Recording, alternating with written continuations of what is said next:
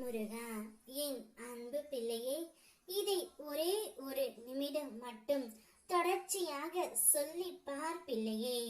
ஒரு மணி நேரத்தில் உன்னை விட்டு விலகி இருப்பவர் தானாகவே உன்னிடம் வந்து பேசுவார். உன்னுடைய வாழ்க்கையில் வருகின்ற வழிகள் உன்னை நசுக்க வந்ததல்ல, உன்னை வலிமை ஆனவனாக மாற்ற வந்ததே. நீ சந்திக்கும் ஒவ்வொரு காயமும் ஒவ்வொரு சோதனையும் உன் உள்ளத்தை உறுதியான கல்லாக செதுக்கிக் கொண்டு இருக்கின்றது.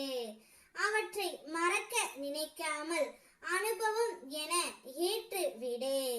அந்த அனுபவங்களே நாளை உன் வலிமை ஆகும்.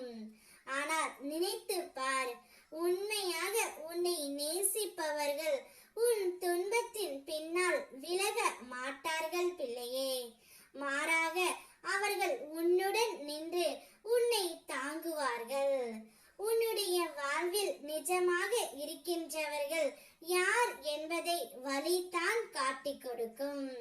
அதனால் பயப்படாதே, உன்னோடு நான் இருக்கின்றேன்.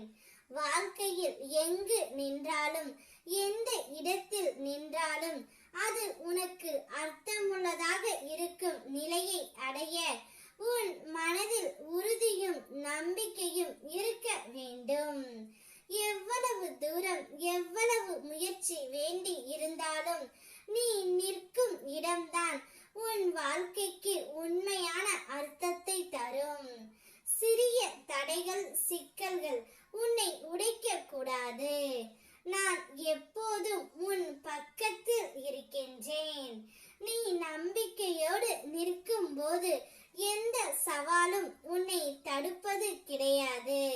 சற்று புரிந்து கொள் பிள்ளையே. நீ இதை ஒரே ஒரு நிமிடம் சொல்லிப்பார்.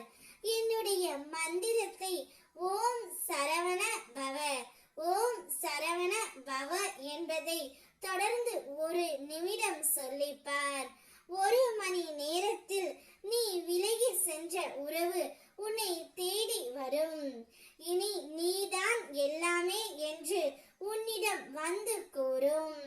மகிழ்ச்சியாக இருப்பதற்கு எந்த மந்திரங்களும் எந்த சடங்குகளும் தேவையில்லை. என்னுடைய ஞாபகம் ஒன்றே போதுமானது. உன்னுடைய மனம் சில வேதனைகளையும் நினைவுகளையும் மறக்க கற்று கொண்டாலே போதும்.